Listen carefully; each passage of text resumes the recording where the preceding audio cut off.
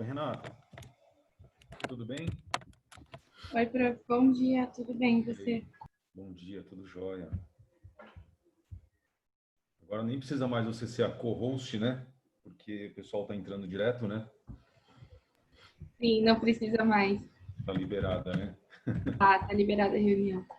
Bom dia, gente. Aí você pode só fazer pergunta, pode só acompanhar, né? Oi, David. Oi, Larissa. Oi, Bom dia, Larissa. professor, tudo bem? Bom dia, tudo bem com vocês? Fala, David. Tudo. Oi, Diogo. E aí? Deixa eu Prof, ver quem mais tenta tá entrando. abrir o chat para as pessoas mandarem mensagem. Abriu? O chat, porque só tá para mandar privado para você. Deixa eu ver agora. Eu tinha mandado no geral ou no privado? No geral, né? Sim, mas a gente só consegue mandar no privado. Por que será, hein? Você sabe como faz, Renata? Isso eu nunca Tem fiz. que ir nas configurações da reunião. Ah, lá na reunião, né? Isso, nas Eu configurações. acho que pelo chat já dá, tipo, tem uns 3 pontinhos ali do lado, geralmente quem é host, Ah, no é. próprio chat. Aí Achei aqui, dá pra David. trocar. Uhum. Vamos ver agora. Ó, alguém escreve aqui para mim para ver se deu certo. Aí, David, foi? Foi. Foi, Uhum. né? Tá bom, gente. Ainda bem que você avisou, Renata. Eu não sabia, não tinha reparado nisso. Deixa eu aumentar aqui minha tela de novo. Aí, agora sim. Oi, Rubão, tudo bom? Ó o Rubão aí. Tá sem som, Rubão. Não sei se você tá falando com a gente. Assim, rapidão, Castilho. Tudo Agora bem, sim. Castilho? Aí, tudo bem. E você? Bem. Obrigado pelo negócio da Unicamp. A gente está montando um arquivo com todas as matérias que foram tiradas, tá? Obrigado, Ah, Castilho. legal. Imagina. Que joia. Bom, gente, só para rapidão aqui, saiu um errinho no calendário da semana que vem. Saiu como terça-feira, a gente se encontrando 3 horas. E vai ser às 4, tá? Não às 3, mas sim às 4, tá bom? Eu pedi, quando eu vi ontem à noite, eu pedi para arrumarem, mas já estava fora do expediente, ali. Falaram que ia arrumar só segunda-feira, aí eu fiquei com medo que vocês não vissem, tá bom? Então, vai ser na terça-feira às 4, tá? Aí na segunda-feira o pessoal informa lá no grupo, tá bom? Era isso, Castilho. Obrigado, bom sábado. Legal. Joia, Tchau, tchau, Rubão. gente. Tchau, Obrigado, um Castilho. Falou, abraço. Rubão, obrigado. Um abraço, tchau, gente. Tchau, bom feriado. Tchau, tchau. Você também. Eu. Muito bem, gente. Olha aí o André também, agora eu tô vendo, Felipe. Que joia. Bom, então vamos lá. Quer ver, pessoal? Deixa eu escrever, inclusive, aqui no chat, agora que tá um chat público, né? Porque estava errado, estava só no privado. Então estamos aqui, ó, biotecnologia, né? Esse é o assunto que nós vamos finalizar hoje, tá? Aqui, ó, eu vou até colocar, esse assunto é a biotecnologia amada pelo Enem, tá certo? E FUVEST. Eles adoram, gente, sempre tem questão disso, tá? Ou de uma coisa ou de outra, né? Ou do que nós vimos na semana passada, que era transgênicos, ou de clonagem e assim por diante, tá bom? Então já vou dividir a minha tela aqui com vocês. Ó, já está abrindo, já abriu aqui. Quer ver? Primeira coisa, lembrando com vocês da tecnologia do DNA recombinante, né? O site, gente, nesse assunto aqui, deixa eu pôr isso para baixo aqui. O site Planeta Bio, ele é muito legal. Depende do assunto, ele é mais legal ou menos legal, né? Mas nesse assunto ele é muito completinho, tá? Então vale muito a pena a gente ver algumas coisas aqui, né? Então, por exemplo, ó, transgênicos, tá? E a tecnologia do DNA recombinante que a gente viu na aula passada, né? Olha aqui, ó, eu até coloquei no OneNote, que aí se eu quiser eu posso rabiscar, né? Eu já descobri que se o OneNote está pronto, ele já está montado, ele não fica dando problema, não fica fechando, sabe? O grande problema do OneNote é se eu crio um novo aqui agora, né? Se eu criar uma página nova, ele começa a fechar, ele começa a dar pau. Mas assim, já montadinho, ele aguenta umas rabiscadas. Então, eu pus aqui aquela teoria que a gente viu na aula passada, né? Que a enzima de restrição corta o DNA em alguns pontos que a gente quer, pré-determinados, ó, corte do plasmídio para a enzima de restrição, né, gente? Tanto que a enzima de restrição você pode chamar de enzima de corte, né? Ela corta o DNA literalmente. A gente corta o plasmídio e corta o gene de interesse. Tipo aquele exemplo que eu dei, o gene da insulina, lembra? E aí liga o gene de interesse no plasmídio, né? Usando a enzima ligase.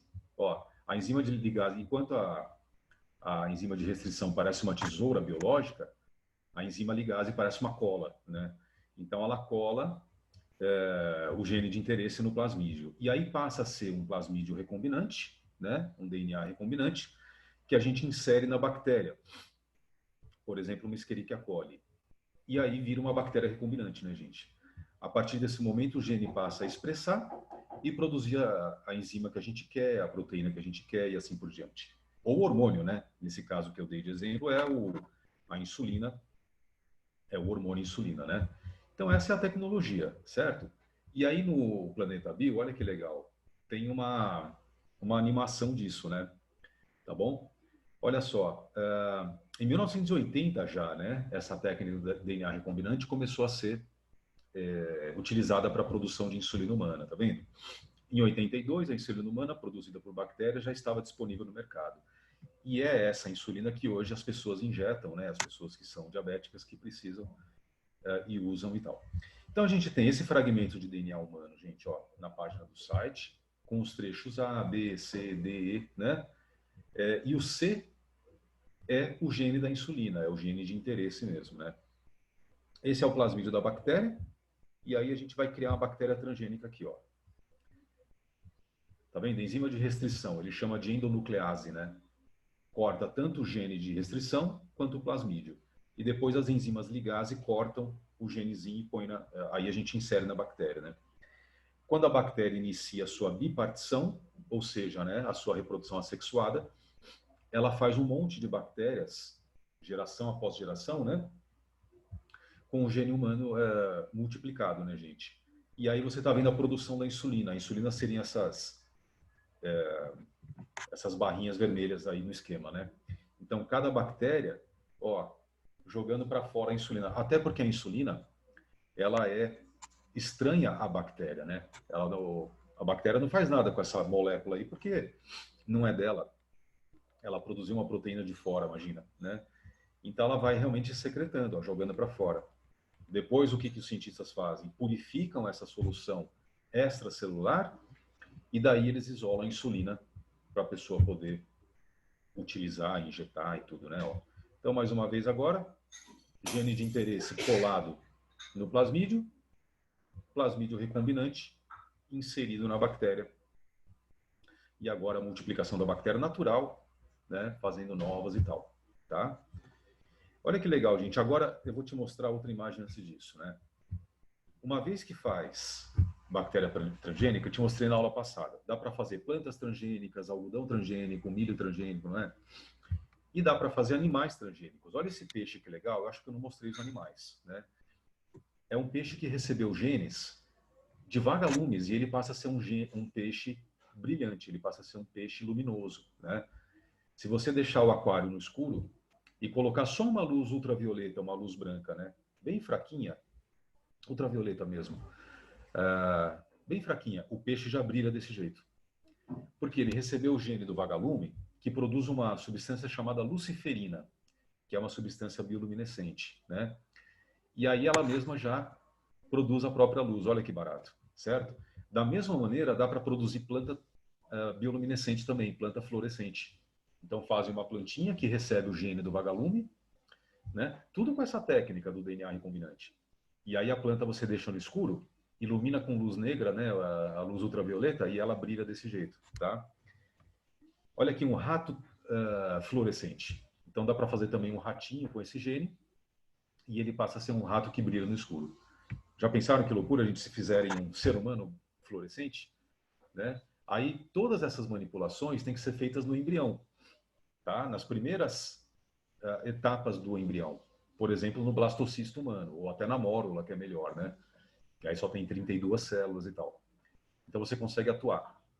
Depois não adianta mais, porque o adulto já tem trilhões de células, né? Você vai mexer em qual célula, né? Não dá para mexer em todas. Então mexe no embrião do rato, no embrião do peixe, tá vendo? Ó? No embrião da planta, e faz esse embrião se tornar transgênico desse jeito. Tá bom? É lógico que ninguém vai fazer um ser humano fluorescente, porque não faz o menor sentido, né? Não sei não também, porque a ciência é engraçada e o ser humano é engraçado, né, gente? Se ele é capaz de fazer alguma coisa, então ele vai lá e faz, né? Por mais louca que ela seja. Se criar essa ideia aí de fazer ser humano transgênico, certeza que alguém vai querer. Não é verdade? Essa é boa. Não, gente, já pensaram? Ia ter gente nas baladas, né? No meio lá da balada com a luz negra brilhando, floral, com a própria luz, certo? A pessoa emanando a própria luz. Eu não ia querer nem ver.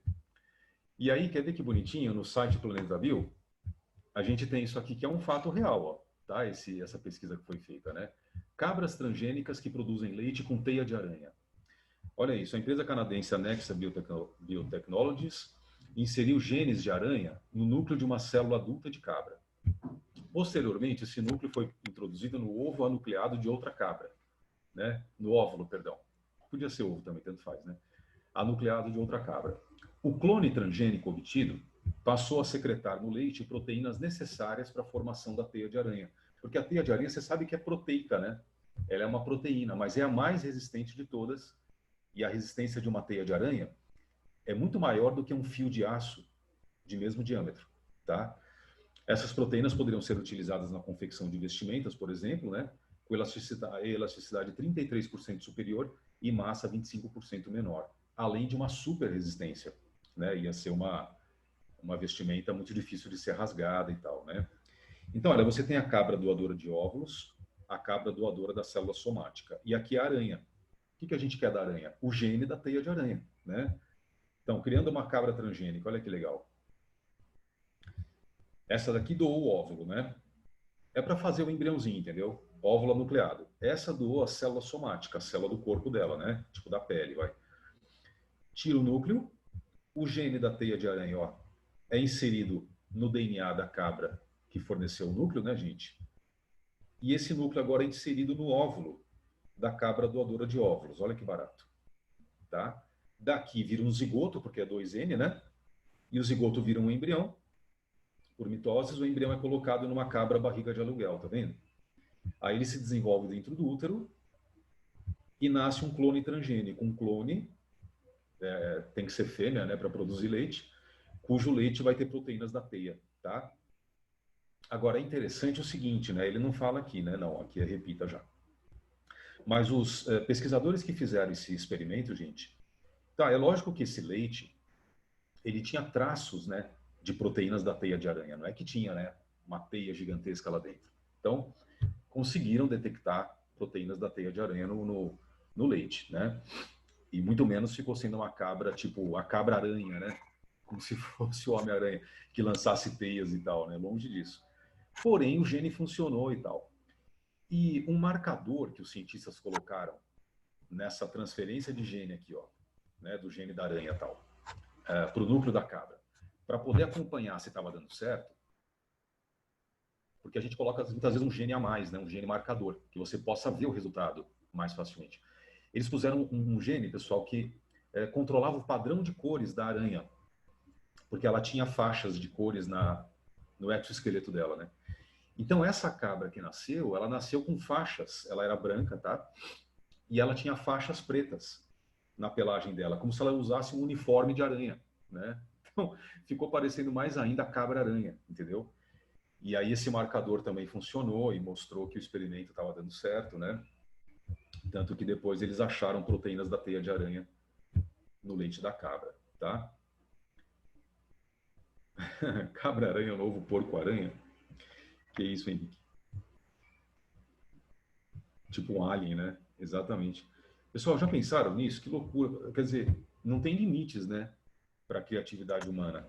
Dá até medo do que a ciência é capaz de fazer com esse negócio de transgênicos. Porque dá para misturar os genes de todos os seres vivos de animal para planta, de planta para animal, de animal para animal, né? Dá para fazer uma bagunça, entendeu? E esse milho transgênico BT, olha esse.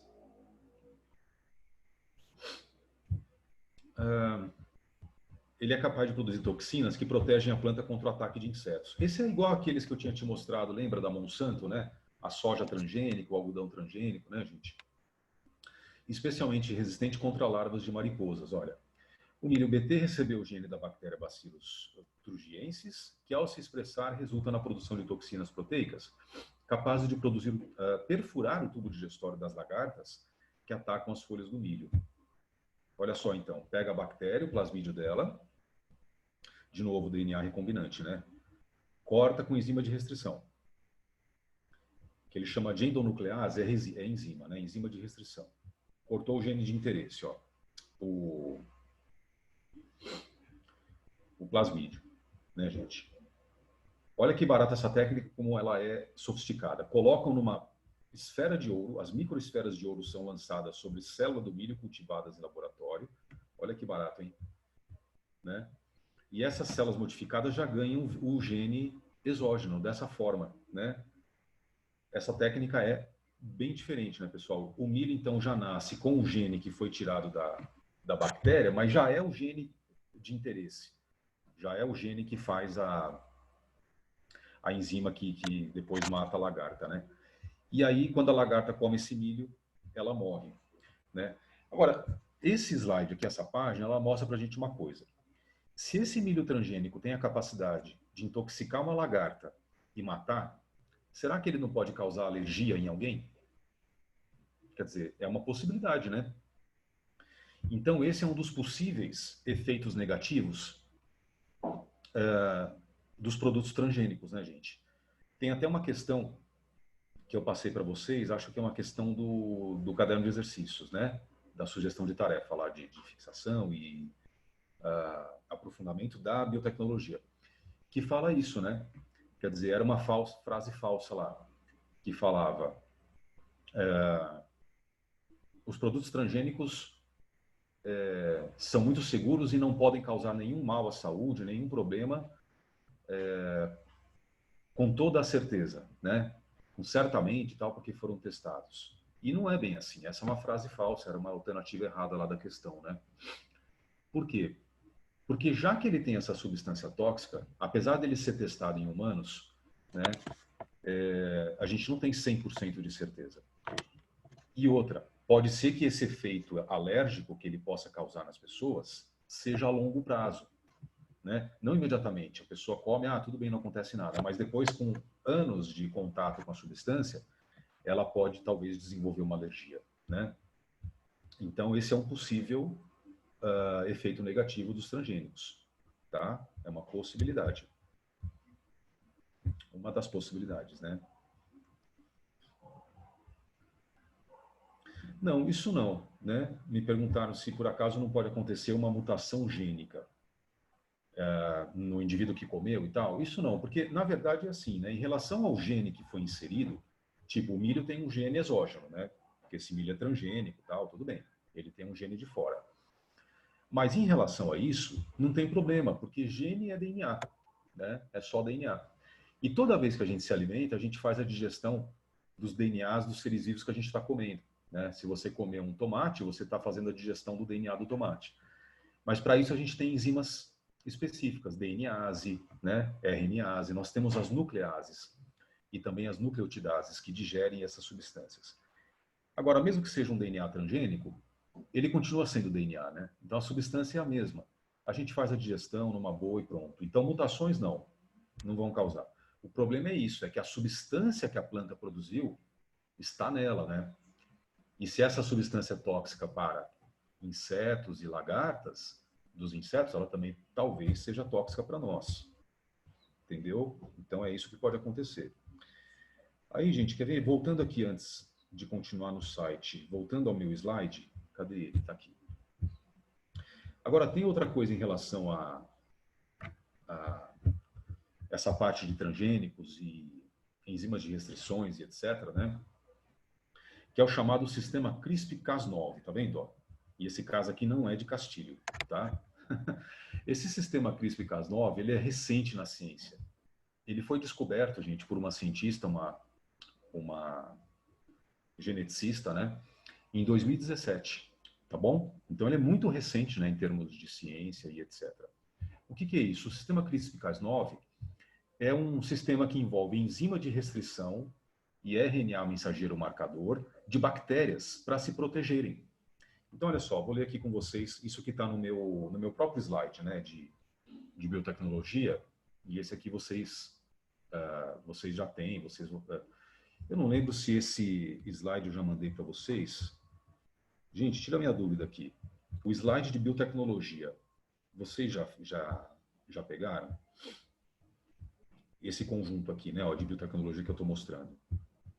Só para eu ver se eu mando pro Rubão ou não, né? Deixa eu perguntar aqui, ó. Já mandei esse slide?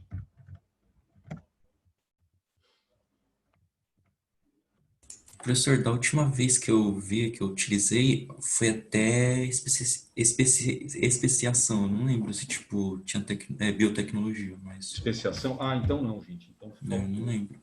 Tá bom. Então não tem, Então, só David falou mesmo. beleza. Ah, sendo assim, eu estava mandando aqui, então nem precisa. É bom que aí eu já vou mandar esse de biotecnologia, porque ele já é completo. Ele tem não só a parte de transgênico, mas todo o resto que eu vou tratar hoje. Clonagem, sabe? DNA recombinante e tal. Beleza. E aí, nesse slide, né, pessoal, nesse conjunto de slides aqui de PowerPoint, tem essa história do CRISPR-Cas9. Então, funciona assim. Vou pegar meu apontador aqui. Ó, em bactérias, CRISPR-Cas9 é uma ferramenta de defesa composta por dois componentes. O locus gênico CRISP, né, que está marcado no esqueminha em 1. Então, ele é um pedaço do gene da bactéria, tá bom? Que ao ser transcrito, transcrição é para fazer o RNA mensageiro, certo?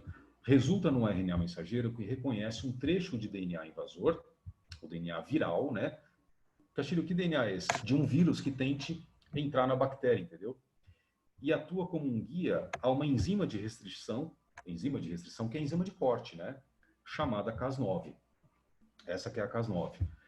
Essa enzima, então, corta o DNA viral nesse trecho específico, inativando-o. Ou seja, gente, essa enzima de restrição vai picotar o DNA do vírus antes que ele possa se reproduzir dentro da bactéria, entendeu?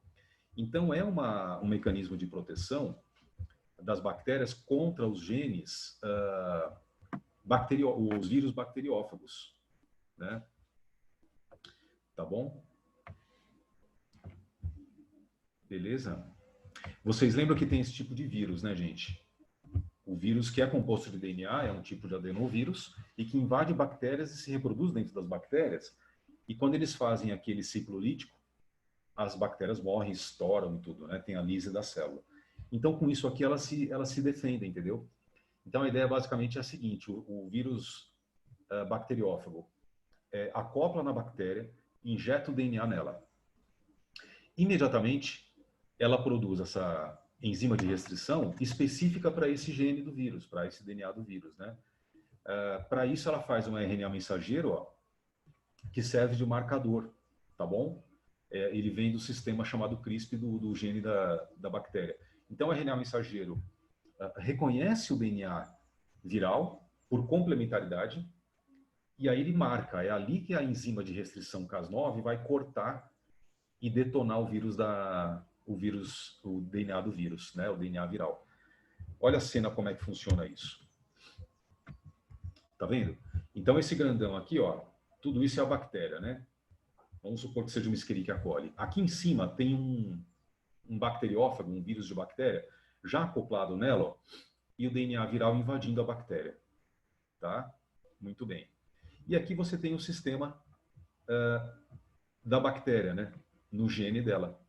Então, o que a gente tem, pessoal? Olha que barato. Esse sistema CRISP, ele faz, por transcrição, né? O RNA mensageiro, tá? Que produz, então, a enzima Cas9, né? A enzima de restrição. E a enzima de restrição, agora a gente pega isso e amplia, ó, né? Ela é essa coloridinha aqui, tá vendo? Ó? S1 e tal, né? Ela vai agir no trecho do DNA viral, ó, picotando. Então agora, tá vendo aqui? Ela cortou o DNA viral e inutilizou esse DNA viral, tá bom? Inclusive, assim que esse negócio foi publicado, né? Imagina, era uma pesquisa científica do próprio ano de 2017. A Unifesp, ela foi lá, gente, e fez uma questão no vestibular dela desse ano sobre isso. Entendeu? Olha como é que era a questão.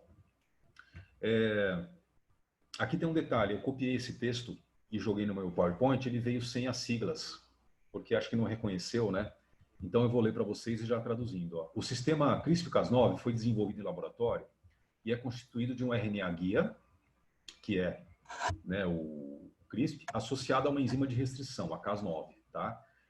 O RNA guia, né, o RNA marcador, é uma sequência curta de RNA sintético complementar à sequência de um determinado trecho de DNA, por exemplo, o DNA viral, lembra que invade a bactéria. Quando introduzido em células vivas, o CRISP, né, que é o RNA mensageiro, detecta a sequência de DNA complementar e a enzima Cas9 corta o DNA viral num ponto específico, né? Em seguida, o sistema de reparo do DNA é ativado, unindo novamente os segmentos que foram separados. Nesse processo, podem ocorrer alterações na sequência original, causando a inativação de um gene, certo? Sistemas semelhantes ao CRISPR-Cas9 são encontrados naturalmente em bactérias e ativados quando elas são infectadas por vírus bacteriófagos. E aqui no desenho mostrava isso, né, gente? Ó, tá? A Cas9 é a enzima cortando o DNA, e quando o DNA volta a colar, porque ele pode se reparar, né? Ele pode se regenerar, ele pode ter uma alteração na sequência.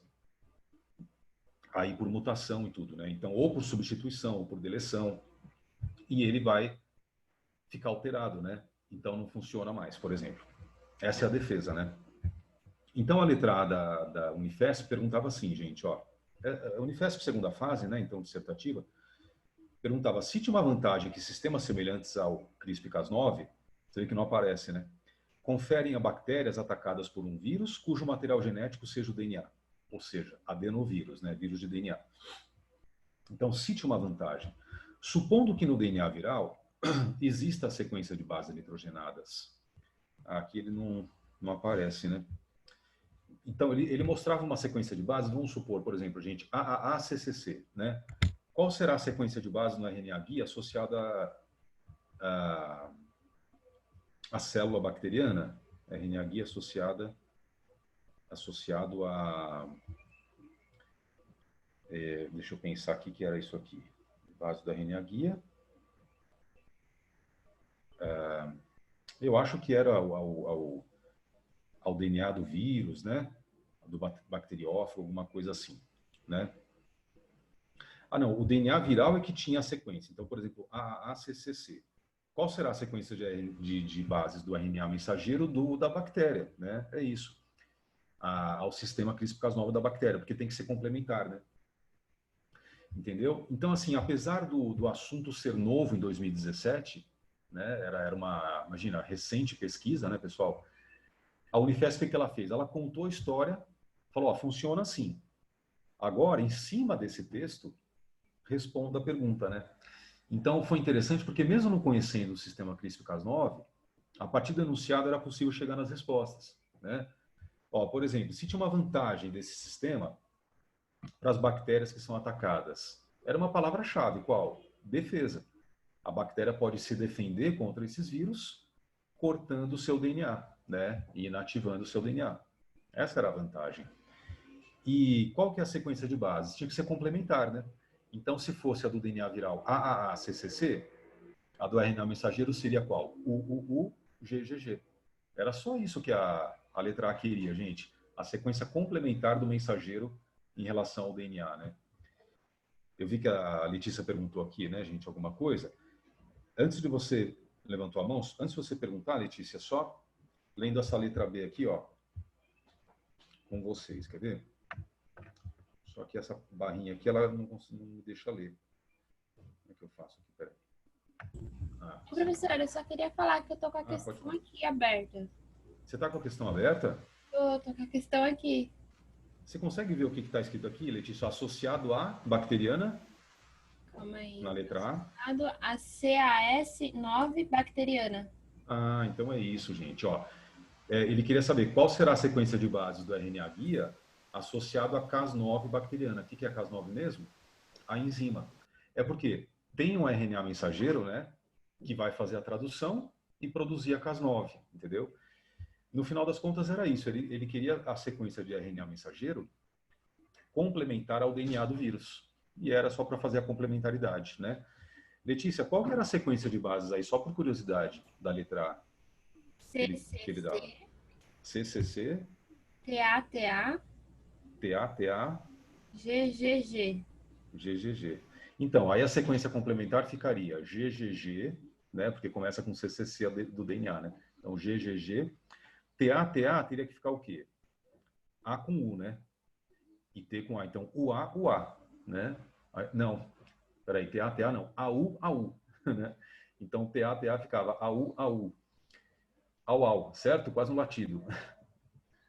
E depois, o que era GGG no fim, Letícia? Isso, GGG. Aí CCC, tá bom? Era isso. Então, era para fazer a complementaridade. E na B, cite duas sequências na alteração da sequência de DNA provocada pelo sistema, né? CRISPR-Cas9, eu acredito, Isso mesmo. o CRISPR-Cas9, Isso. que pode inativar um gene. Você fala, Castilho, como assim, né? O que ele quer de mim? Ele quer o seguinte, pessoal, uma vez que esse gene do DNA viral foi alterado, né? Porque cortou, colou de novo, aí tem mutações. O que pode ter acontecido?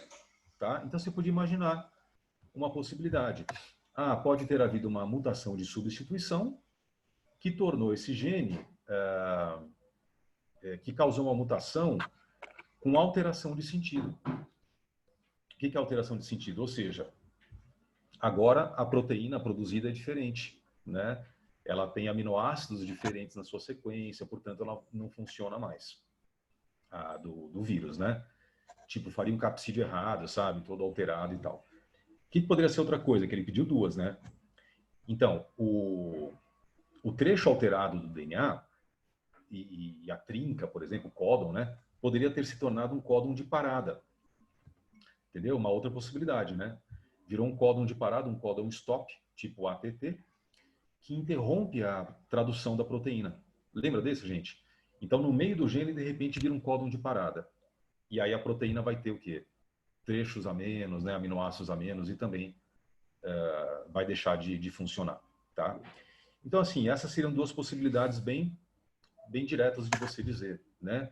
O códon alterado, o trecho alterado poderia ser, podia mudar o sentido da proteína, mudar a proteína em si, né, trazendo outros aminoácidos, ou ainda poderia ter se transformado num códon de parada que interrompe, né, a tradução da proteína antes de estar pronta, né, ou com menos aminoácidos e assim por diante, tá bom? Então, no final das contas, era mais uma questão de ácidos nucleicos, né, de síntese proteica, de transcrição, etc., do que uma questão mesmo de biotecnologia. A biotecnologia, ela estava aí só o quê? Ilustrando, né? Ela estava servindo de assunto-tema. Concorda? Beleza. Então, sendo assim, vou tirar agora do PowerPoint e voltar aqui, né, para o site. Espera aí. Isso aqui eu vou puxar para baixo, senão ele atrapalha de outro jeito. Agora, gente, é o seguinte. Aqui está a enzima de restrição. Então, em relação às células tronco, em relação à clonagem, perdão. Isso aqui é clonagem. Tá? Isso aqui está no OneNote, né? Espera aí. Clonagem. Então, primeiro, gente, a teoria da clonagem. Ó. Um clone é uma cópia geneticamente idêntica de um organismo, formada por reprodução assexuada de suas células somáticas, portanto, mitoses, né? Gêmeos monozigóticos, por exemplo, colônias de seres vivos como os de esponjas, que se reproduzem assexuadamente, né? E vegetais formados a partir de estacas, como a cana-de-açúcar, são conhecidos como clones naturais. É que você pode pegar uma planta, né, e fazer clones dela, só replantando, né? Talos, pedaços de raiz, depende da planta. E aí você faz clones dela, naturalmente. Beleza? A engenharia genética, por sua vez, produziu clones como a ovelha Dolly em laboratório. Essa é a grande diferença, né? Agora que já existiam clones naturais, isso desde sempre. Então, quando uma bactéria, a gente faz uma bipartição, mesmo nesse desenho aqui, ó, nesse esqueminha do DNA recombinante, a gente já vê isso, né? Quando uma bactéria se parte em duas por bipartição, ela está fazendo dois clones. Por quê? Porque o DNA é o mesmo, ele sofreu autoduplicação, e aí ela foi clonada, né? Por ela mesma, naturalmente. E por que gêmeos monozigóticos também são clones? Aliás, eles são clones perfeitos, sabia? Porque quando acontece a fecundação de um óvulo com espermatozoide, né, forma um zigoto. Então, teoricamente, vai nascer uma criança, né? Quando o zigoto começa a sofrer mitoses e forma um embrião, quando está na fase da mórula, 32 células mais ou menos, gente, essa mórula se parte em duas, entendeu? Vira dois embriões. Por quê? Ninguém sabe. Boa pergunta. Mas ela se parte em duas, né? A ciência ainda não tem essa resposta do porquê.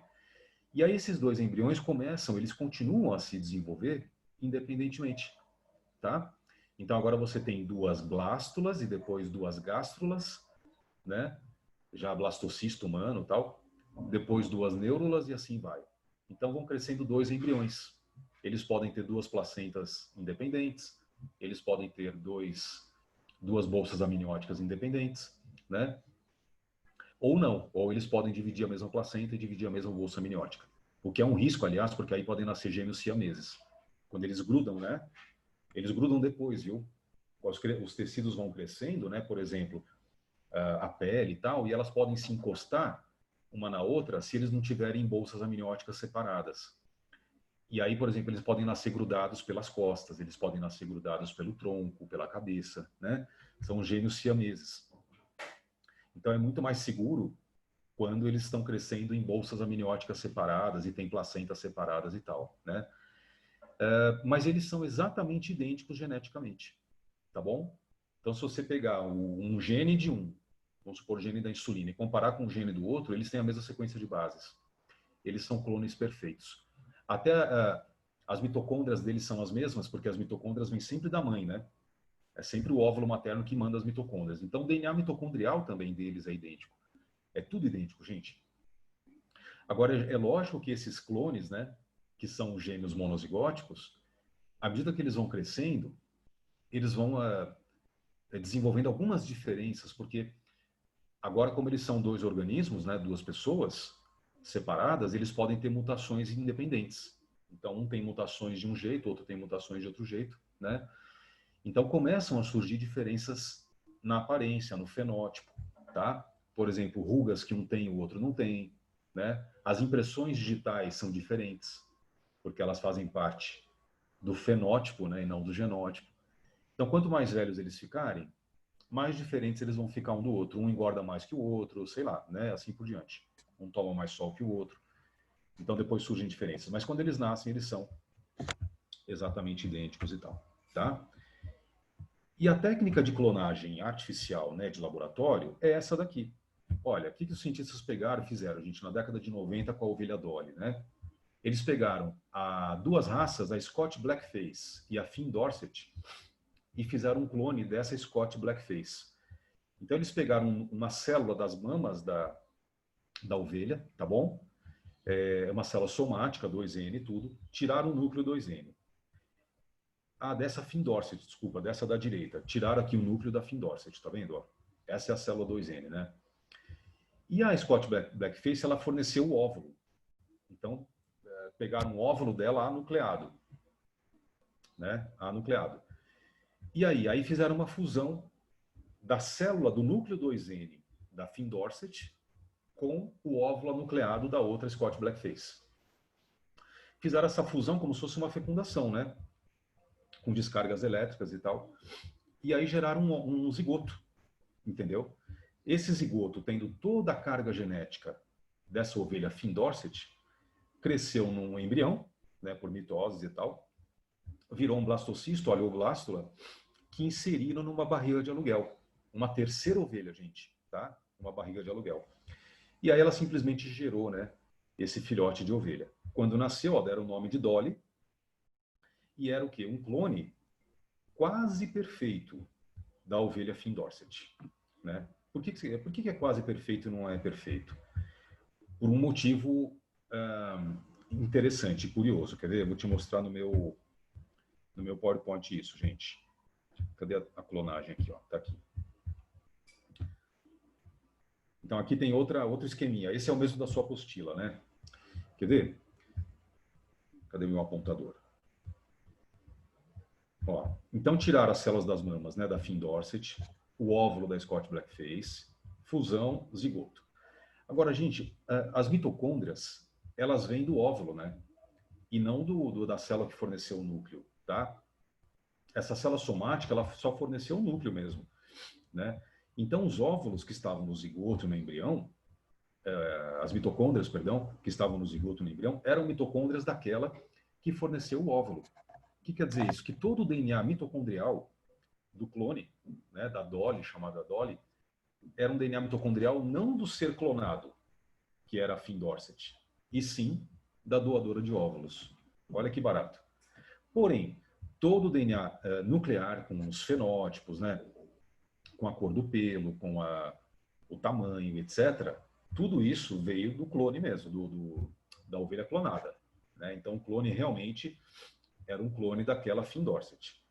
Mas se fosse ver o DNA mitocondrial dele, era da outra que deu o óvulo, né?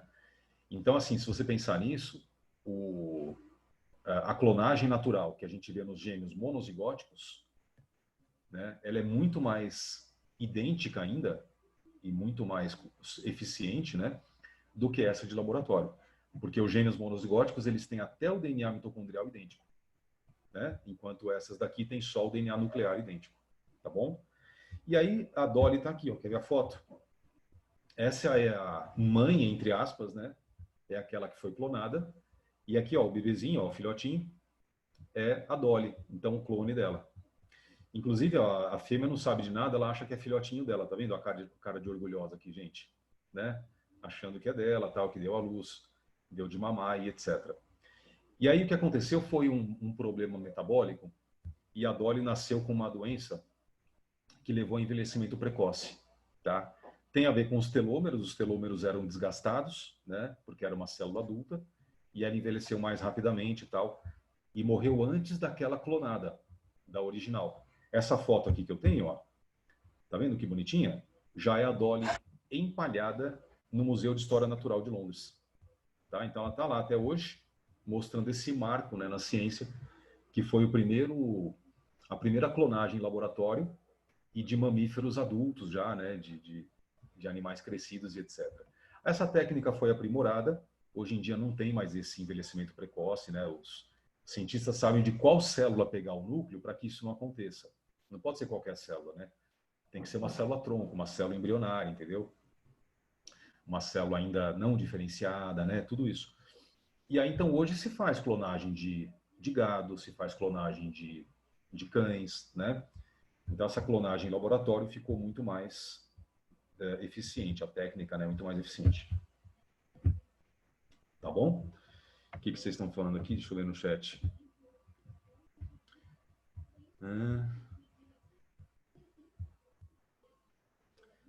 Que foi?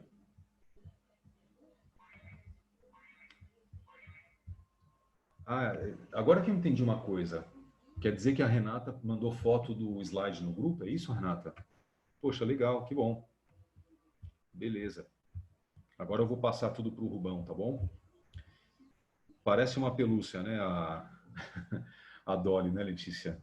Tadinha. Pena que ela morreu cedo, né?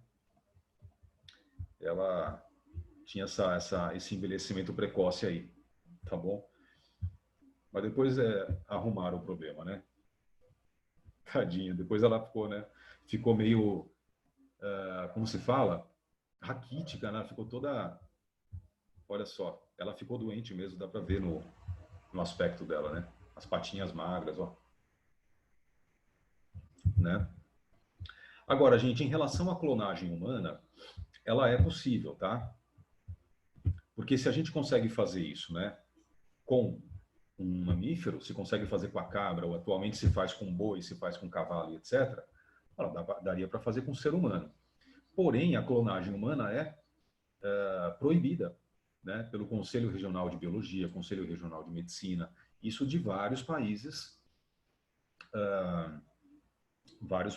que respeitam, que tem o Estado de Direito, né, pelo menos. Então, nos Estados Unidos, no Brasil, na Europa, isso é completamente proibido, fazer um clone de um ser humano. Agora, se é possível, o que eu fico imaginando você imagina em países completamente fechados e ditatoriais, né, tipo a Coreia do Norte, né, estados assim totalitários, e que ninguém pode ir lá ver o que eles estão fazendo. Então a questão é, se é possível, os caras já fizeram, tá? Porque é aquela coisa que eu sempre falo da ciência, né? Se algo é possível, se não tiver essa regulamentação, essas leis éticas e etc, né? Os cientistas vão lá e fazem, porque eles querem ver se dá certo, eles querem ver se consegue e etc. O grande problema de fazer um clone humano é o seguinte: você faz um clone, usa uma célula de um adulto, né? Beleza, nasce a criança, usando uma barriga de aluguel, uma mãe que vai só gerir a criança e tal. Nasceu, quem vai ser o pai? Né? Quem vai ser a mãe? Depois ninguém quer. Aí fica um clone de um ser humano, né, perdido por aí, e fica imagina, um filho de um laboratório, né? Sendo que tem as emoções humanas, tem inteligência humana e etc, etc. Por isso que a ciência impede e reprova esse tipo de clonagem, né? Então, eticamente, seria totalmente reprovável. Tá bom? Teve, inclusive, um cientista uma vez que fez não, ele tentou, né? Chegou até o embrião e depois não foi para frente, ele perdeu o diploma dele. Acho que era um italiano, ele perdeu o registro dele de médico, de biólogo, não lembro o que ele era, né? Tá bom?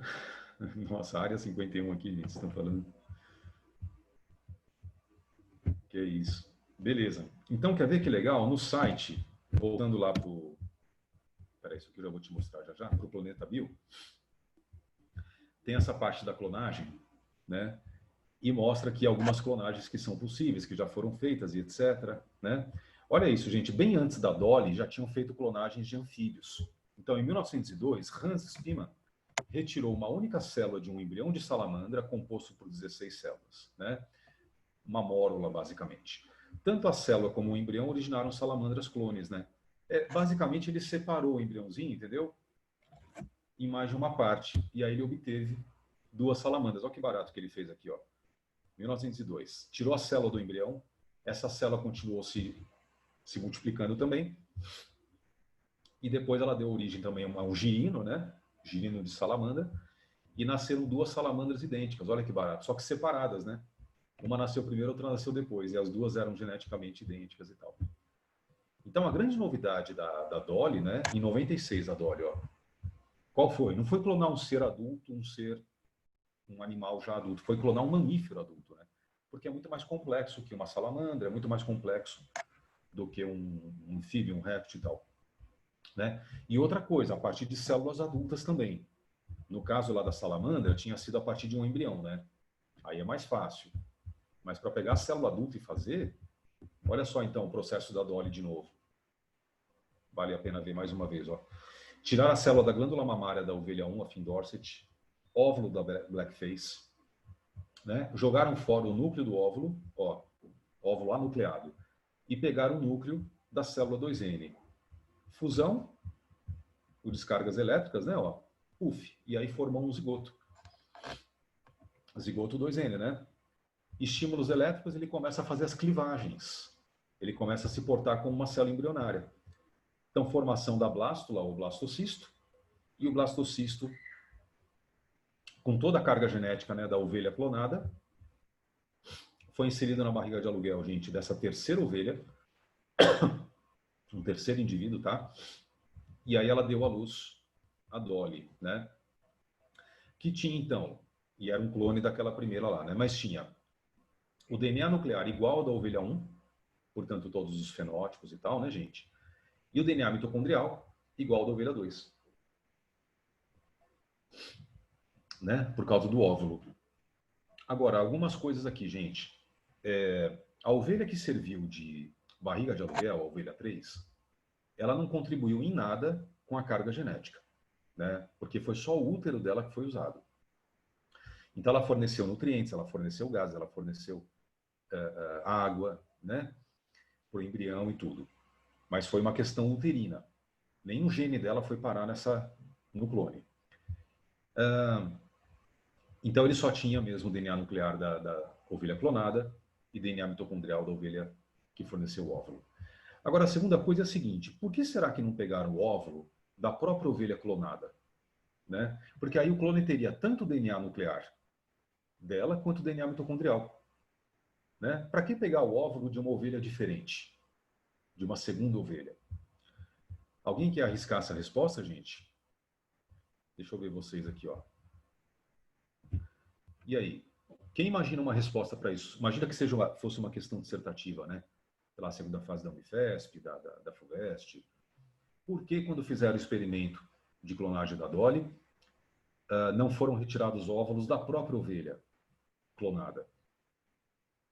Quem imagina uma resposta? Sei lá, é pra ver se independe do óvulo da ovelha que a gente quer clonar, no caso. É por aí, David. Alguém imagina uma outra resposta, gente? Quem quiser também pode escrever no chat. Tem um pouco a ver com essa ideia do David, mas não é só por isso. Não? Professor, repete a pergunta, por favor. A pergunta é assim, ó. Por que quando clonaram a ovelha, né, que deu origem à Dolly, tiraram o DNA nuclear dela, mas o óvulo veio de uma segunda ovelha e não dela? Né? Porque a vantagem de tirar o óvulo da mesma seria obter um clone perfeito. Né? Um clone que tanto o DNA nuclear quanto o DNA mitocondrial seriam idênticos. Né? Mas não, pegaram o óvulo de outra e, portanto, o DNA mitocondrial fica diferente, né? Do indivíduo clonado.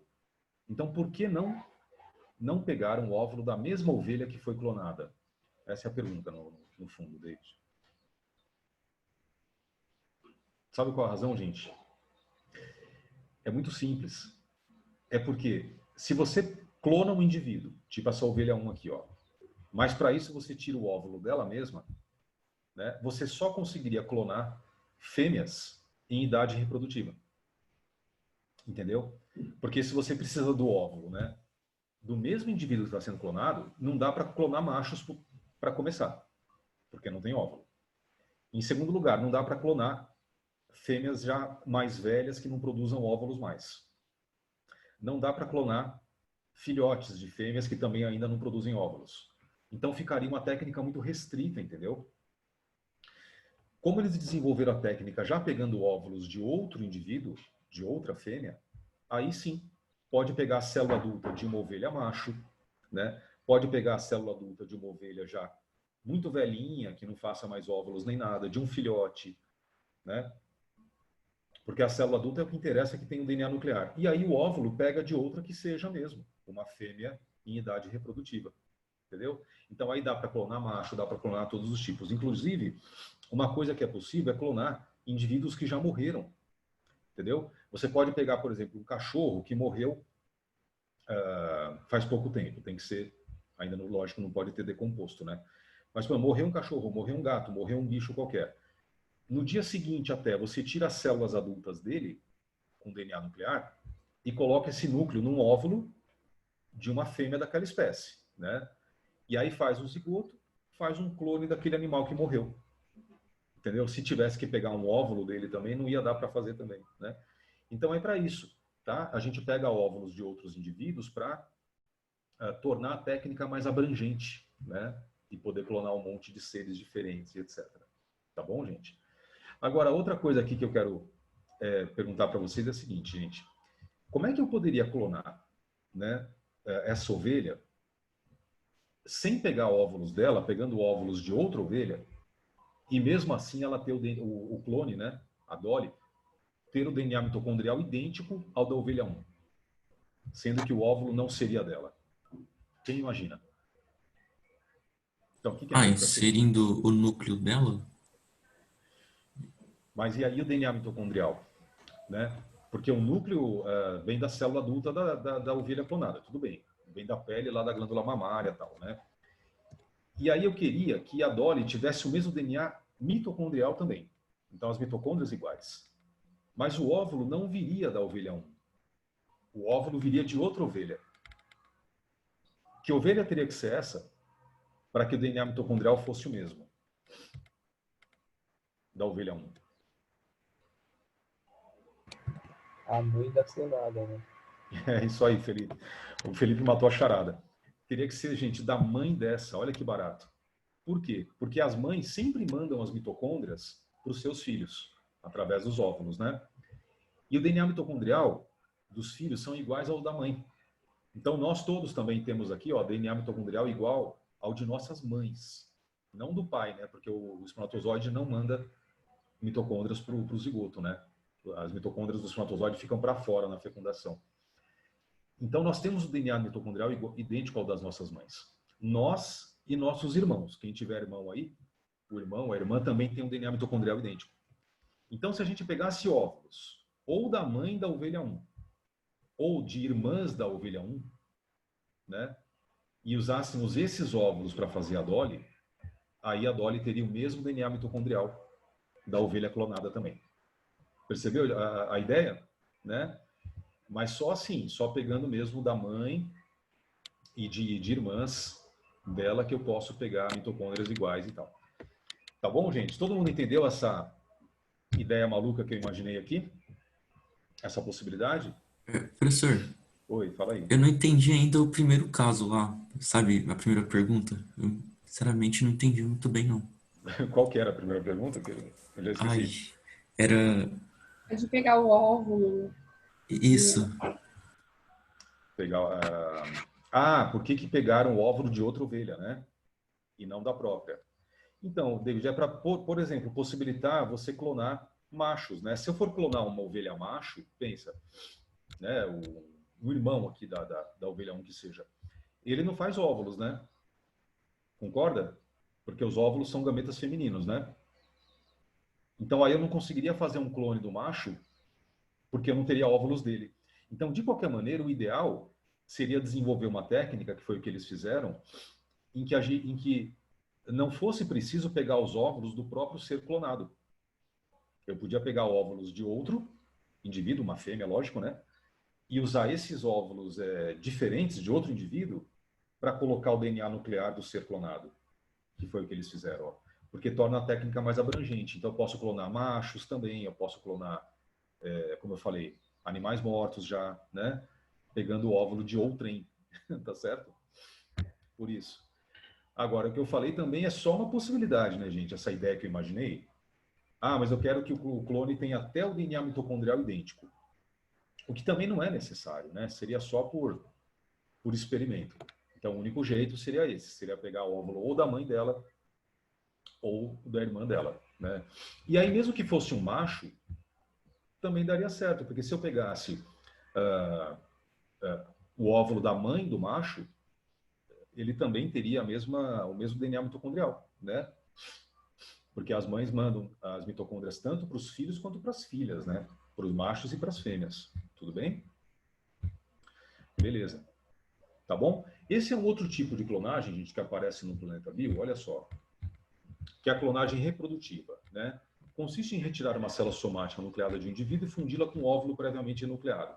Esse procedimento produz um embrião que deverá ser implantado numa barriga de aluguel, cujo útero será utilizado e tal.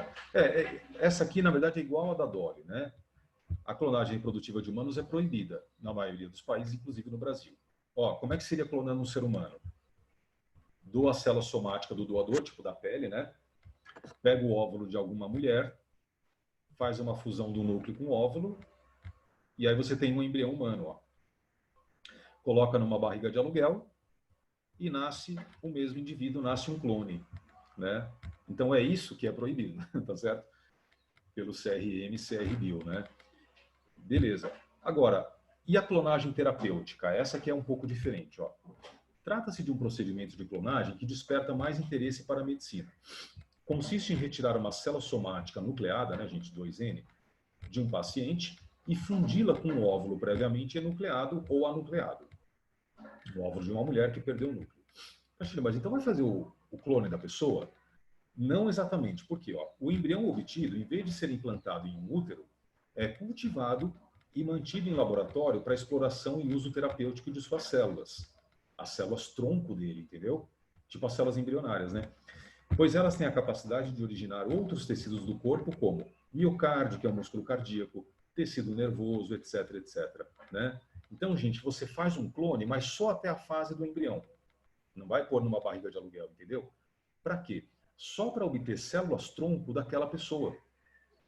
E poder usar em algum tratamento, né? Algum tipo de terapia com células tronco nessa pessoa, com ela usando as próprias células tronco. Então, antes da gente ver esse esqueminha da clonagem terapêutica, eu vou te mostrar no meu OneNote, é aqui que eu coloquei, quer ver? Ó? Nessa outra página, Biotecnologia 2. Ó. Essa é a história das células tronco, né? Então, veja, as células tronco são células indiferenciadas que podem se dividir em células idênticas, autorrenovação, ou se diferenciar em células especializadas, com potencial de diferenciação, né? São classificadas em células tronco embrionárias, tá? CTE, embrionárias, ou células tronco adultas, CTA, né? E aí, ó, a clonagem terapêutica utiliza as células tronco embrionárias na formação da própria pessoa, né? Na formação de tecidos que podem ser utilizados em transplantes, tipo, vai um transplante de pele da pessoa, um transplante de fígado, né? Para substituir células mortas ou defeituosas. Então, gente, ó, nessa figurinha da esquerda, eu coloquei uma imagem bonitinha de célula-tronco. Você vê aqui as células-tronco embrionárias CTE, totipotentes. O que quer dizer totipotentes? Que elas podem se transformar em qualquer tipo de célula, principalmente durante o desenvolvimento embrionário, né? A embriogênese. Então, essas células-tronco podem virar células musculares, ó, células epiteliais do intestino, hepatócitos, que são células do fígado, células do miocárdio, ou estriadas cardíacas, né? Neurônios, ó, células nervosas e células sanguíneas. Então, o que você está vendo aí, ó, né, nessas flechinhas para todas as direções? Você está vendo um processo de diferenciação celular. Quando ela se transforma, por exemplo, gente, em neurônios, aí já são células especializadas, né? Então, elas não têm mais essa capacidade de diferenciação, entendeu? Viraram células adultas totalmente. Se elas se transformarem em células do sangue, por exemplo, hemácias, por exemplo, glóbulos brancos, também não podem mais se transformar em nada além disso, né? Então, só células tronco que têm essa capacidade de diferenciação gigantesca. E aqui nessa figura da direita, você vê outra coisa. Quer ver? Deixa eu aumentar um pouco isso. Né? E afastar isso aqui. Olha só, gente. As células tronco embrionárias, CT, né, elas, a partir do zigoto, você tem as células totipotentes, que são as células que podem virar qualquer outro tipo de célula, né? Mas isso até a fase da mórula e a fase da blástula. Quando já está virando um blastocisto, né, e depois uma gástrula, uma neurula, as células tronco embrionárias já se transformam em pluripotentes. Só, Tachiro, qual a diferença? A diferença é que as totipotentes podem virar qualquer célula, que nem a gente está vendo aqui na figura, tá bom? E as células pluripotentes, elas podem se adaptar, a gente se transformar em apenas alguns tipos de células. Ah, como assim? Por exemplo, ó, podem ser células da ectoderme. Lembra aqueles folhetos embrionários? Então, elas podem ser células da ectoderme. Se elas forem da ectoderme, elas podem se diferenciar em tecido nervoso, né, em tecido epitelial, mas elas não vão se diferenciar, por exemplo, em tecido ósseo. Por quê? Porque as células do tecido ósseo vêm da mesoderme. Então, quando elas se tornam células pluripotentes, elas já vão ficando mais limitadas, entendeu, gente? Em relação às totipotentes. Totipotentes são totalmente indiferenciadas, né? E aí, quando o bebê nasce, ele tem células tronco adultas já, né? E nós temos células tronco adultas, gente, na pele, nos ossos, em outras partes do corpo, né? Então, por exemplo, no cordão umbilical, tá vendo? Ó? Nos tecidos como a pele que eu falei, cartilagem, etc. Nós temos células adultas multipotentes. O que quer dizer isso? Elas podem se diferenciar em alguns tipos de células, mas não em todos. E, aliás, em poucos, né?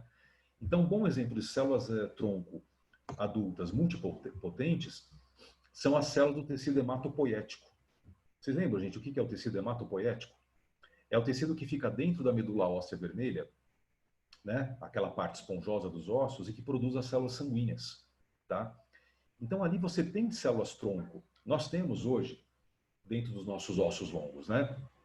Então, dentro do fêmur, dentro da bacia, ossos achatados também, né? Dentro do externo e tal. E essas células-tronco são multipotentes. Por quê? Porque elas podem dar origem a hemácias, elas podem dar origem a glóbulos brancos, leucócitos, e elas podem dar origem a plaquetas. E só, entendeu? Então, é a produção de células sanguíneas, é a hematopoiese, né? Entendeu? E ainda a célula adulta pode ser unipotente, ou seja, ela já pode ser uma célula especializada mesmo, né? E já não tem mais capacidade de diferenciação e tal. No máximo, gerar outro tipo de célula. Por exemplo, uma célula unipotente é o osteoblasto, né? O osteoblasto é uma célula do tecido ósseo que dá origem ao osteócito. Então, ela é unipotente, ela só vai gerar um tipo de célula, entendeu? Né? Então, o osteoblasto é a célula jovem, óssea, e o osteócito é a célula adulta, entendeu? Então, o osteoblasto é uma célula tronco unipotente, ó. Ele já está quase no final do processo de diferenciação, né? Beleza, gente? Bom, deixa eu ver aqui. Quem levantou a mão, que ia perguntar alguma coisa? Quem é? Felipe? Quem levantou primeiro aí? Pode falar. O David, o Felipe? Ô, professor, eu Pode queria falar. saber, tipo assim, o que que impede as células-tronco, por exemplo, se elas estão tipo, armazenadas, assim, não sei se é assim que chama, de continuar se multiplicando e dar origem a um novo indivíduo, como se fosse um zigoto. Você fala como? Lá naquela clonagem terapêutica, Felipe? Tipo aqui, ó. É isso? Porque aí a gente vai usar só para transplante, né? Então, O o que que que impede impede? elas continuar se multiplicando? Na verdade, elas não têm as condições propícias para poder virar tipo um embrião e um feto, né? Porque elas estão numa placa de Petri, entendeu? Elas estão no meio de cultura. Então, não tem os vasos sanguíneos do útero, não tem como chama, gente? O endométrio, que é a parede interna do útero, né? Para se fixar. Então, se ela não tem essas condições propícias, ela não vai virar um feto, né? Um indivíduo, assim. Ela fica meio que estagnada e essa massa de células fica só isso mesmo, fica sendo um conjunto de células ali, entendeu? Só sendo mantidas por sais minerais, por glicose, mas elas não conseguem construir tipo aqueles tecidos embrionários, mesoderme, sabe? Né? E partes do embrião. Se Entendi. colocasse no útero de uma mulher, né? Numa barriga de aluguel, aí pronto. Aí ela ia se desenvolver e ia virar um bebê lá dentro. Tá bom? Entendi. Obrigado, professor. Imagina. E o David? Fala aí, David. Professor, essa barriga de aluguel precisa ser necessariamente da mesma espécie, só que pode ser de raça diferente, né? Ou, ou poderia, tipo, implantar em outra espécie qualquer? É assim, ó. A princípio da mesma espécie, tá? Mas se tivesse uma espécie muito próxima, talvez desse certo, né? Raças, com certeza. Outra raça, tudo bem. Então, em cães, por exemplo, se você fizer um clone de um cão, né? O embriãozinho, vamos supor que seja um clone de pastor alemão, e colocar no útero de uma fêmea de Rottweiler, sei lá, vai nascer numa boa. Porque é a mesma espécie e tudo, né? Não tem problema. Agora, se forem entre espécies diferentes, só se elas forem muito próximas. Então, eu acredito que daria certo, por exemplo, você fazer um clone de um cão e colocar no útero de uma loba, né? Aí o canis familiares e o canis lupus são suficientemente próximos para que dê certo esse negócio. Mas se for muito diferente, aí o útero já vai ser muito diferente, né? Vai ter formas diferentes e tamanhos, aí não vai dar certo, né? Então, por exemplo, um clone, vamos supor, né, se fosse possível, um clone humano, se a gente fosse fazer, e colocar o embrião do clone humano no útero de fêmea de gorila, já não ia dar certo, né? Porque é outra espécie, é outro gênero, não ia dar certo. No útero de chimpanzé, sabe? De barriga de aluguel, né? Então tem que ser espécies muito próximas mesmo. Aquelas que podem cruzar entre si e gerar híbridos, né? Tipo leão e tigre, aí é possível. Tá bom, David? Legal. Deixa eu ver, gente. Alguém perguntou alguma coisa aqui no chat ou não? O André perguntou. Deixa eu ver aqui, peraí. Putz, eu não sei o que eu faço às vezes aqui, gente, que dá uma zoada no chat. Aqui, né? Se uma pessoa tem um defeito em uma dessas válvulas, das válvulas cardíacas, poderia, ao invés de trocá-la devido a algum defeito, simplesmente... então, só implantar células-tronco para que corrijam tal problema biológico? Sim, teoricamente, André. Mas aí poderia ser também quando ainda é criança ou no adulto? Sim. Tá bom? O que é isso, new message? Por estar dentro da própria pessoa, exatamente. Agora, quer ver? Eu vou te mostrar uma coisa, em cima da sua pergunta. Então, é possível, sim, a gente poderia fazer a chamada terapia com células-tronco, né? E a ideia, gente, da terapia com células-tronco é essa daqui, ó. Quer ver no meu slide? Então, a gente pega, faz uma cultura de células-tronco, né? No meio de cultura, chega até virar um blastocisto, tá vendo, ó? Que é uma blástula humana, né? E daqui é que eu vou tirar as células totipotentes, ó, do blastocisto. E aí a ideia isso já é possível, tá? Fazer o clone aqui até blastocisto e tirar as células dele. Já fizeram, até do ser humano, até essa fase aí. Aí tira a célula-tronco da pessoa e injeta nela. Então suponha que o indivíduo teve um infarto. Então parte do músculo cardíaco dele morreu, né? Por falta de oxigênio, etc. O que os cientistas fazem nesse tipo de experimento? Ainda é uma coisa totalmente experimental, tá? Não é clínica, não é rotina de hospital, rotina de tratamento de jeito nenhum. Mas, experimentalmente, os cientistas fazem isso, gente. Eles injetam células-tronco no coração da pessoa, no músculo cardíaco, né? Aqui, ó, essas células-tronco e tal. Injetam. E como elas podem se transformar em qualquer coisa por diferenciação, esperam que essas células-tronco se transformem em células musculares cardíacas, né? Células do músculo estriado cardíaco, imagina. Que elas podem se transformar, né? Então, aqui, ó, células musculares e repõem o músculo cardíaco que morreu.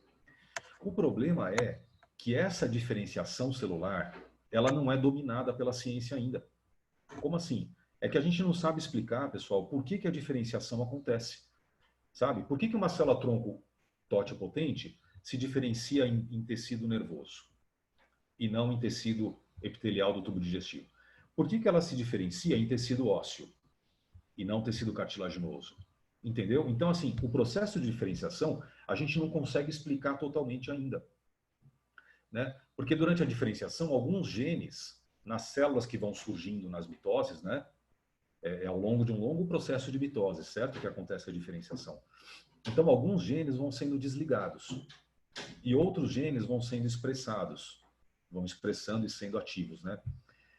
E de acordo com os genes que são desligados e os que são ligados, ela vai se transformando ao longo da diferenciação em célula nervosa, em célula muscular, em célula óssea, né?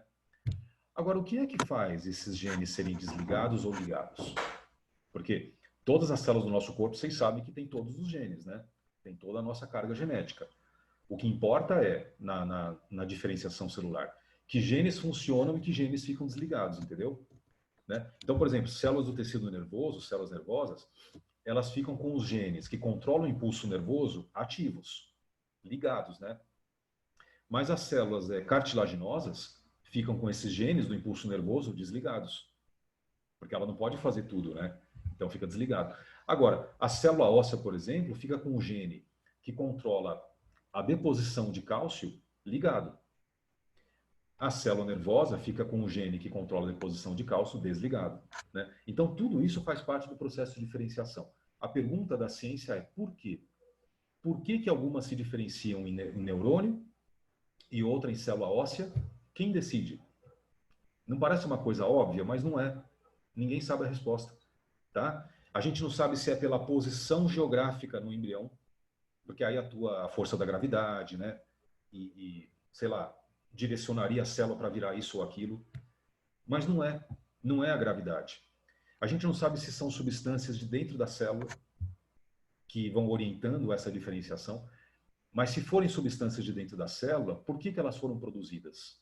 A pergunta continua. Então, a diferenciação celular, gente, ela é muito misteriosa ainda para a ciência. A gente não tem resposta sobre isso. Que loucura, né? E, portanto, a gente não consegue controlar a diferenciação. Então, o que acontece é uma coisa meio assustadora, que é a seguinte, ó. Continuando na pergunta do André, quer ver, André? Se a gente injeta aqui célula-tronco no coração dessa pessoa e espera que ela se transforme em células musculares, ela pode se transformar em outro tipo de célula, sem querer. Então você injeta lá a célula no coração da pessoa, né, célula-tronco, e ela vai se diferenciando para, de repente, ela vir um tecido ósseo. E você, sem querer, fez o quê? Uma placa óssea no coração da pessoa. Então, ficou pior do que era antes, né? Ou até, não tem aqui, mas ela pode se transformar em célula cancerosa, porque o tecido canceroso ou tumoral também é um tipo de tecido, né? Então ela pode até gerar um câncer, por exemplo. Olha, quer dizer, quando essa terapia com célula-tronco é feita, não dá para ter certeza do resultado. Então a pessoa que está fazendo, ela é meio que uma cobaia. Meio não, né? Ela é, na verdade, ela faz parte do experimento. Tem que assinar um termo de compromisso, falar, eu sei que pode acontecer, dá errado e etc, né? E o mais impressionante é que às vezes dá certo, né? Dá certo. Então injetam lá a célula-tronco no coração da pessoa e ele é regenerado, né? Por exemplo, já aconteceu de pessoas que tinham danos na medula espinal por algum acidente e tal, né? E tinham ficado paraplégicas e a medula não se regenera, né? E já aconteceu de injetarem células-tronco na medula dessas pessoas, gente, na coluna, né? E os neurônios se regenerarem, porque essas células-tronco se transformaram em tecido nervoso e tal, esse aqui, né, ó, e regeneraram a medula espinhal da pessoa, entendeu? Sendo que a pessoa voltou a andar. Você fala, nossa, meu, prêmio Nobel pro cientista, né? Pronto, descobriu a cura de colunas danificadas e tal. Aí vai tentar numa segunda pessoa. Vamos repetir tudo igual, faz igualzinho. Injeta lá. Puf, ao invés de virar um tecido nervoso, vira um tecido ósseo, um tecido cartilaginoso. E aí, pronto, desanda tudo, dá tudo errado. Entendeu? Então, como a gente não consegue controlar ainda essa diferenciação, essa terapia com célula-tronco ainda é experimental, ainda a gente não consegue saber o que vai acontecer e assim por diante. Agora, só falo uma coisa. A partir do momento que a ciência conseguir, como se fala, gente, dominar o processo de diferenciação celular, não, a gente sabe que injeta isso, injeta aquilo, direciona a diferenciação para tecido nervoso. Pronto. Aí a gente vai conseguir curar corações danificados, né, cérebros danificados, medulas espinhais danificadas e etc, etc. Sabe? Tipo, a pessoa está com o fígado danificado, ela tem que fazer um transplante de fígado. Putz, então você vai lá e faz o fígado dela mesma com células-tronco, né? E faz um fígado novo para ela. A ideia no futuro é essa, tá? Ainda não dá, mas no futuro, a médio prazo, eu acho que vai ser possível, né? É um chute que eu estou fazendo aqui, mas talvez daqui uns 20 anos, uns 30 anos, isso seja possível, gente. É que tem todo o tempo da ciência, né? De experimentos e etc, até chegar nisso. Mas a hora que isso for possível, a gente vai ter uma revolução na medicina, né? Uma revolução na biomedicina, na biologia, etc. Revolução mesmo. Maior do que a revolução, por exemplo, que os antibióticos trouxeram. Porque quem morria de ataque cardíaco não vai morrer mais. Quem morria de fígado deteriorado não vai morrer mais e assim por diante, né? Já pensaram na superpopulação? Não quero nem ver, né? Porque a taxa de mortalidade vai decair, decair, decair, decair. E aí a gente tem que colonizar Marte, sei lá, vamos sair da Terra para poder, né, gente, suportar tanta gente assim. Mas o interessante da ciência é isso, né? E quando surge uma revolução, todo mundo quer. Eu também. Imagina se no futuro, quando eu estiver velho, eu puder colocar um fígado novo, um coração novo. Estou lá eu na fila para as minhas células-tronco, terapia com célula-tronco. Então a gente sempre vai... É aquilo que eu falo, se a ciência pode fazer uma coisa, ela descobriu, então ela vai lá e faz. Ah, a superpopulação a gente resolve depois, né? Isso é muito interessante, né, pessoal? Quem perguntou aqui? Então, o André, né, ó, tem uma área específica da medicina para estudar esse controle da diferenciação? Com certeza, André. Na verdade, como é um ramo muito amplo, né, você tem várias áreas da biologia e da medicina estudando isso. Por exemplo, ó, tem geneticistas que estudam essa parte. Aí eles ficam mais em cima dos genes, entendeu? Dos genes das células-tronco e tal.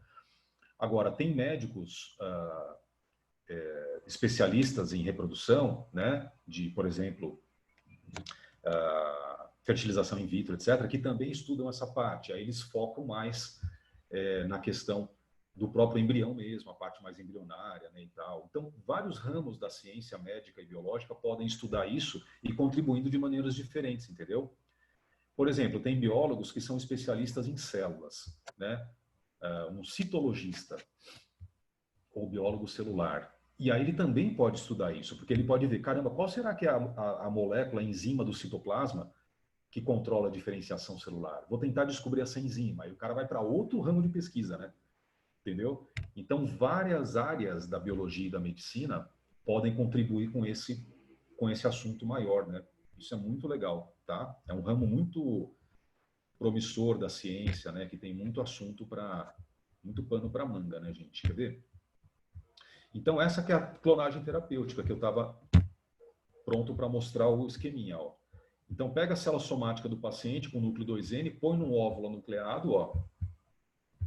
Né? Põe no óvulo nucleado, faz um zigoto, como se fosse fazer um clone da pessoa. Mas pega esse embrião e põe num meio de cultura. Né? Aí essas células tronco, no meio de cultura, vão gerar células o quê? De músculo cardíaco. Células nervosas do cérebro, ó. Né? Células do tecido epitelial do tubo digestório, né? Da parede do intestino, e assim por diante. Tá? Essa é a ideia. Mas, como eu te falei, tudo ainda em nível experimental total, né? Só de experimentos mesmo. Beleza, gente? Olha essa questão que interessante, então, sobre clonagem. Eu vou deixar aqui um pouquinho. Pensa um pouquinho nela para mim, da FUVEST. Vocês estão vendo aí, né? Eu vou marcar aqui 1 minuto no relógio. Vê para mim qual que vocês iam marcar, por favor.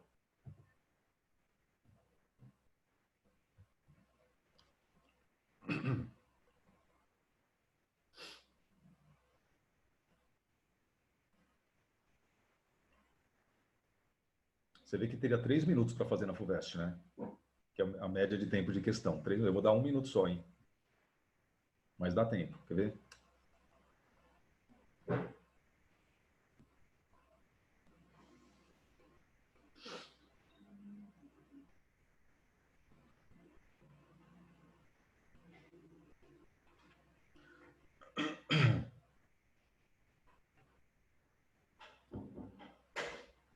Beleza? Finalizando.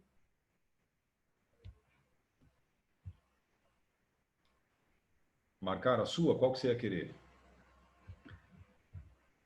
Né? Então, vocês viram, gente, ó, a ovelha adulta A forneceu a célula somática, o núcleo somático mesmo, né? 2N. Todos os genes vêm dela. O óvulo é da ovelha B, tá? Porque tem que ter o óvulo para virar o zigoto, né? Do qual foi previamente eliminado o núcleo. E o embrião resultante é implantado na ovelha C, que é a barriga de aluguel, certo? Sobre o material genético do novo indivíduo, do clone, pode-se afirmar, letra A, o DNA nuclear e o mitocondrial são iguais aos da ovelha A. Mas como, né? Se o óvulo não é da ovelha A. Entendeu? Agora, o DNA nuclear realmente sim, né? Esse é da ovelha A, concorda? Então a letra A já está errada por isso, né, gente? Tá bom? Certo. Vamos ver, eu vou ler a B também. Ó. O DNA nuclear e mitocondrial são iguais da ovelha B. Olha, a ovelha B forneceu o óvulo, né? Então o DNA mitocondrial pode ser dela. Mas o DNA nuclear, ele veio da célula somática da ovelha A, certo? E C, o DNA nuclear e mitocondrial são iguais aos da ovelha C. Mas a ovelha C, gente, ela forneceu, ela contribuiu só com o útero, né? Ela é a barriga de aluguel, lembra? Ela não interfere no material genético do clone. Tá? Ela não fornece genes, nada disso, né? E D de dado, o DNA nuclear é igual da ovelha A, mas o mitocondrial é igual da ovelha B. É isso, né? Tá aqui, ó. Então, o DNA nuclear veio da primeira, que forneceu a célula somática, e o DNA mitocondrial veio da segunda, que forneceu o óvulo. Essa era a resposta da FUVEST, tá? Então, você vê, né? Uma questão de primeira fase da FUVEST. Simples, né? Você ia conseguir? Bem simples, né, pessoal? Eu acho que todo mundo aqui ia marcar D de dado. D de dado. Alguém achou que poderia ser outra? Ah, não, Castilho, mas putz, eu achei que era tal por causa disso. Que quer falar aqui para mim? Ou não? Tudo bem que é a D de dado? Tranquilo? Beleza, né? Tá bom. Gente, olha só que interessante. Tranquilo, né, Letícia? Tá joia. Tem um joinha aí, eu achei que era uma mão levantada.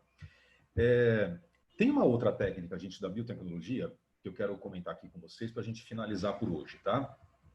E aí o que eu vou deixar para a próxima aula é só essa história do DNA fingerprint. DNA fingerprint é exame de DNA, certo? Tanto de paternidade como de criminalística, etc. Mas deixa ele para depois. A outra coisa que eu quero comentar com vocês é essa questão da terapia gênica.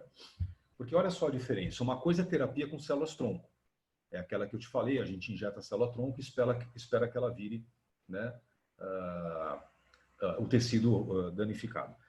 A terapia com célula gênica, pessoal, a terapia gênica, né, perdão, se uma pessoa tem genes mutantes, por exemplo, no pâncreas dela, né, que fazem com que ela não produza insulina e essa pessoa, portanto, seja diabética, imagina se eu puder injetar um gene saudável, gene direto, nessa célula do pâncreas dela, o gene da insulina, né, e ela pudesse passar a produzir a insulina.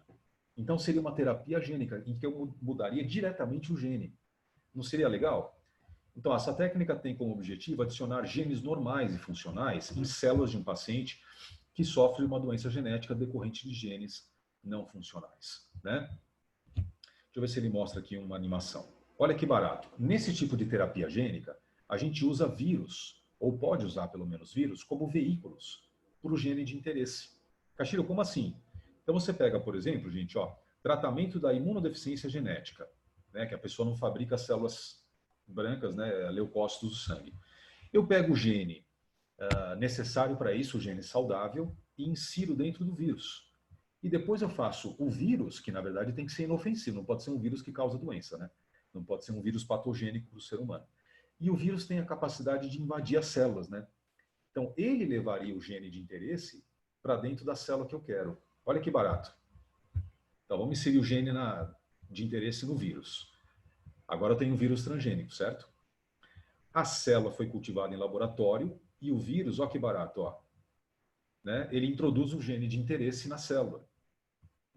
E as células, então, essas células transgênicas são inseridas na medula óssea vermelha, né, do paciente que tem imunodeficiência. Por que Castilho insere aqui? Porque essa parte do osso, lembra? O tecido hematopoético, que vai fazer as células de defesa, né, gente, os leucócitos, tá?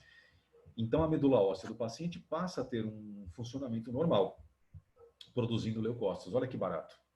Entendeu? Então, de novo, o que eu estou fazendo com o vírus, gente? Usando o vírus de veículo, como se fosse uma navinha, né? Para levar o gene de interesse para dentro da célula humana. Entendeu? E depois eu pego essa célula e injeto no osso da pessoa. Nesse caso, né? Se fosse o gene da insulina, eu poderia inserir, por exemplo, no pâncreas da pessoa, não é verdade? Tá? No pâncreas da pessoa. Então, pessoal, deixa eu ver agora aqui, né? Só um detalhe. Ah, já sei. Como é que... Eu me perdi um pouco aqui, gente. Como é que eu faço mesmo para ver vocês todos ao mesmo tempo? Por que está pequenininho? Oi, pode falar, Letícia. Aqui a Gi, ela falou no chat que achou que era E. Aí eu não sei se é válido o senhor explicar para ela porque não é a E. Ah, deixa eu ver. Espera aí. Onde é que era? Em transgênicos? Não, em clonagem, né? Clonagem. Deixa eu ver a letra E aqui. Por que não é a E? O DNA nuclear é igual ao da ovelha A. Sim. O mitocondrial é igual ao da C. Ah, porque é a C, ó. A ovelha C é aquela que fornece só o cuidado do útero, né? A ovelha C é a barriga de aluguel, certo? Então ela não tem nenhum tipo de contribuição genética. Como da ovelha B a gente retirou o óvulo, é ele que tem as mitocôndrias. Entendeu, Gi? E é ele que tem o DNA mitocondrial.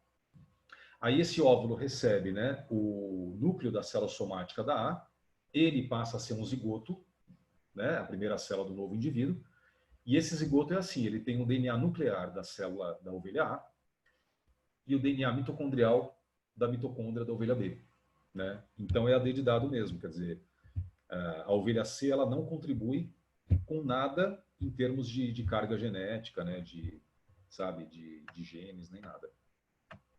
Vê se você entendeu, Gi. Vê se ficou claro. Ela disse que entendeu, professor. Ah, tá bom, obrigado. Beleza, gente. Então, sendo assim, né? Engraçado, por um momento, pessoal, eu fiquei meio aqui perdido. Eu queria sair do... Ah, já sei, acho que só se eu parar o compartilhamento, né? Ah, é isso, pronto. Agora estou vendo todo mundo aqui. Eu queria abrir aqui as câmerazinhas e tal. Então, em relação a essa terapia com terapia gênica, né? Só para finalizar aqui e contextualizar, gente, na década de 90, né? Já perto dos anos 2000, fizeram um experimento na Europa, agora não me lembro direito se foi na Inglaterra, se foi na Alemanha, que deu tudo errado. Os cientistas pegaram um vírus, tá, que teoricamente era inofensivo, colocaram um gene de insulina dentro dele, para injetar num paciente que tinha diabetes, né, e o pâncreas dele não fabricava insulina e tal. O que eles fizeram? Eles pegaram o vírus e injetaram no pâncreas do cara, para o vírus já invadir as células e colocar o gene correto, né? Sabe o que aconteceu? No corpo desse paciente, esse vírus se tornou patogênico. E ele começou a invadir as células descontroladamente, como todo vírus é parasita intracelular, né? O paciente teve uma super reação exagerada a esse vírus, ele teve uma fase aguda e morreu. Então, no experimento da biotecnologia, um paciente que foi experimentado morreu com o negócio. A universidade foi fechada, os cientistas presos, foi um caos total, até que eles provassem, né, que eram inocentes, que eles não quiseram fazer isso, tinha um termo de compromisso assinado pelo paciente e tal. E aí a pesquisa com terapia gênica ficou estagnada, congelada por 10 anos, porque nenhum cientista mais queria brincar com isso e ir parar na cadeia, né? Então, até ela ser retomada e eles perceberem, não, peraí, a gente não pode injetar o vírus no órgão do paciente, que ele pode ter uma reação e morrer, né? Então, eles começaram a mudar a terapia. Você viu como é que ficou agora, né? Eles injetam primeiro numa célula. Aí, a célula transgênica, eles põem no órgão da pessoa, né? E aí, tem resultados mais promissores. Então, ela voltou a ser desenvolvida, esse experimento todo com terapia gênica, tá? Ainda bem, né? Beleza, gente? Então, tá bom. Olha, então, o restinho que faltou da biotecnologia, que eu quero fazer com calma com vocês, é a questão de exame de DNA, porque cai muita questão disso, né? Muito mais do que célula-tronco e terapia gênica. Então, a gente vai fazer com calma até uns exercícios de exame de paternidade, de maternidade, exame de criminalística, ciências forenses, tá bom? Aí fica para nossa próxima e a gente entra na genética e não sai mais da genética até o nosso final do curso. É genética agora, de agora em diante, gente, sem parar, tá bom? Professor, Fala, David. deu uma caída, minha internet caiu, mas enfim, rapidinho. Esse processo que você acabou de citar de transferência gênica, né? Sim. Eu poderia fazer, tipo, por exemplo, usando aquele exemplo